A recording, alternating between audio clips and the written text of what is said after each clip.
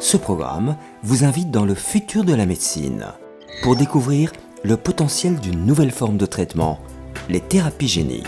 Et ceci dans le cadre d'une affection trop souvent méconnue, l'hémophilie.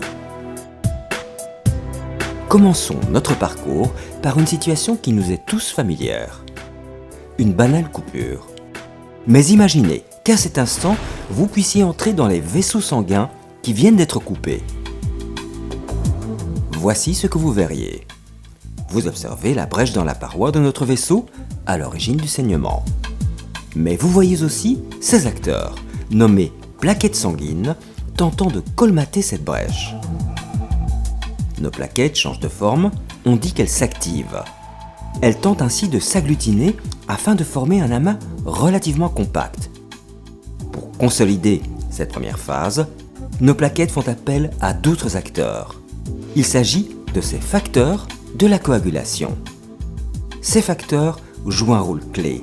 Ils interagissent entre eux et entraînent la formation d'une sorte de filet piégeant ces globules rouges, ces globules blancs circulants.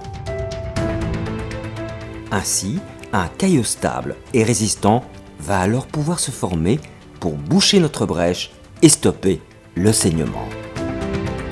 La production de ces facteurs n'est pas le fruit du hasard.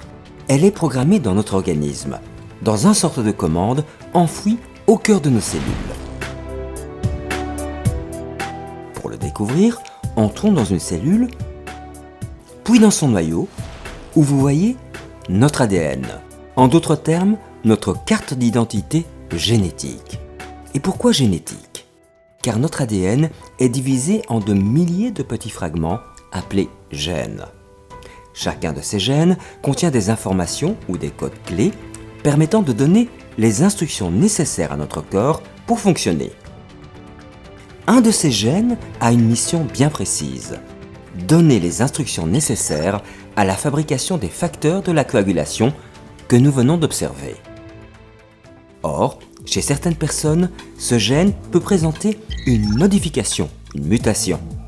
L'instruction nécessaire pour les facteurs de coagulation est alors inexistante. On parle alors dans ce cas d'hémophilie. Conséquence, retournons dans notre vaisseau au moment de notre coupure.